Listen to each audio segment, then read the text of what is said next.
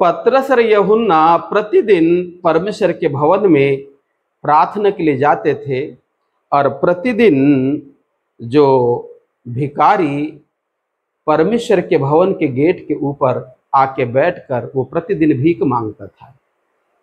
और वचन कहता है कि जितने भी लोग प्रार्थना के लिए जाते थे वो सब उसको भीख देते थे। और एक दिन उस भिखारी का सामना पतरस और यूहन्ना से होता है और वैसे ही वो भीख मांगने की कोशिश करता है जैसे प्रतिदिन हर एक लोगों से मांगता है। परंतु जब इसने पतरस और यूहन्ना को भीख मांगने की कोशिश किया तो इन्होंने कहा, हमारे पास सोना और चांदी तो नहीं है, इसलिए हमारे पास जो है हम वो तुझको देते हैं। और वचन कहता है प्रेरित काम 3 अध्याय उसका 6 पद में, तब पतरस ने कहा, चांदी और सोना तो मेरे पास है नहीं, परंतु जो मेरे पास है वह तुझे देता हूँ। यीशु मसीह नासरी के नाम से उठ, अर्थात चल और फिर। वचन कहता है वह व्यक्ति उसी वक्त अपने बीमारी से चंगाई को प्राप्त किया।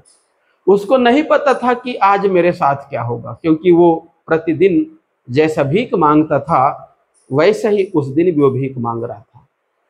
परंतु उस दिन जो उसके साथ हुआ उसके पहले कभी नहीं हुआ, क्योंकि प्रतिदिन तो उसी अवस्था में वो जाता था और भीख मांग के घर आता था।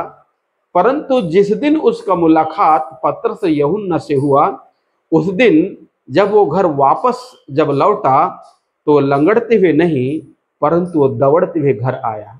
और जब घर आया तो शायद उस दिन उसकी खुशी दुगनी रही होगी, क्योंकि हर दिन तो उसको भीख के रूप में उसे पैसा मिलता था, परंतु उस दिन उसे मसीह यीशु मिला। इसलिए मेरे प्रियो, आप में से कोई भी व्यक्ति जब इस वचन को सुनते हैं तो आप इस वचन को सुनकर लाइक करिए, सब्सक्राइब करिए, शेयर करिए। हो सकता है एक दिन आपको भी यीशु ऐसे ही मिल जाए। प्रभु आपको आशीष दे। आमीन।